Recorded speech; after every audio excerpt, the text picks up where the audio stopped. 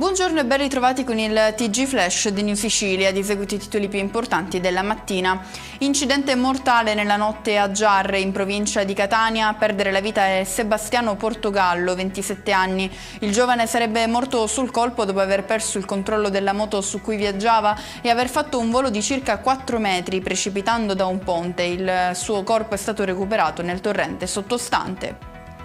Ancora sangue nelle strade siciliane con un incidente mortale avvenuto questa mattina a Gela, in provincia di Caltanissetta. La vittima è un uomo di 80 anni che si trovava alla guida di un'auto quando è finito contro una rotatoria. Vano l'intervento dei soccorritori.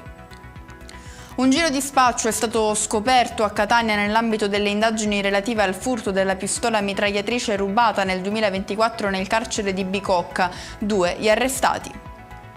Un agente della municipale e un operatore AMTS sono stati aggrediti in via San Giuliano a Catania mentre erano impegnati nello svolgimento delle proprie funzioni. Entrambi i lavoratori sono stati trasportati al pronto soccorso per le cure del caso.